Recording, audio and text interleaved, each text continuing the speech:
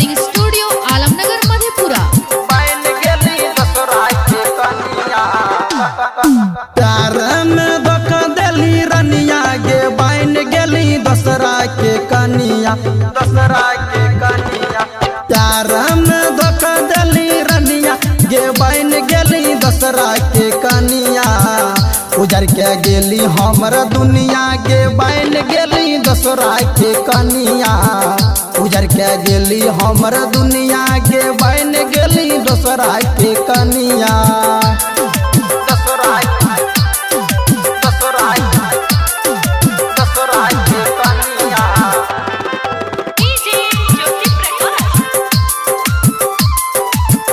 उजर के गेली हमर दुनिया गे बन गेली दसरा के कनिया मिक्स बाय बलभद्र सिंह। बन गेली दसरा के कनिया प्यारी करे रिहो जानो से ज्यादा क्षण भर में चल गला तोरी के नाता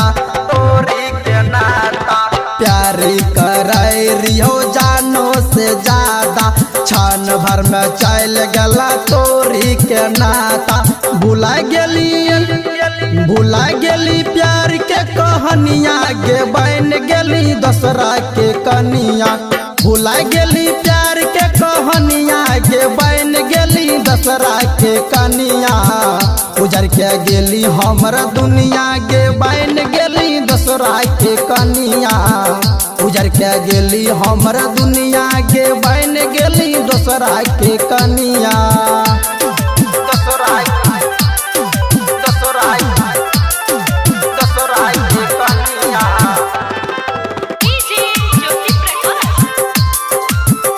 उजर के गेली हमर दुनिया गे बन गेली दसरा के कनिया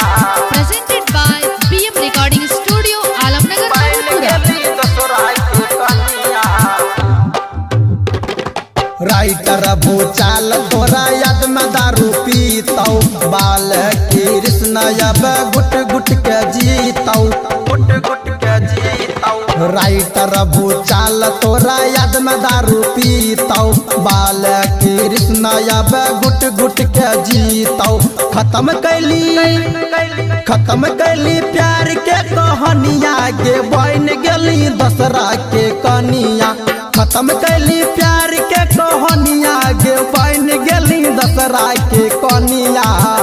उजर के गेली हमर दुनिया गे बन गेली दसरा के कनिया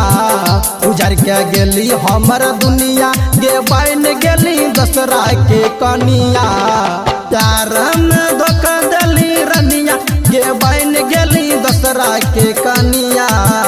उजर के गेली हमर दुनिया गे बन गेली दसरा के कनिया उजर के गेली हमर दुनिया गे बन गेली दसरा के कनिया।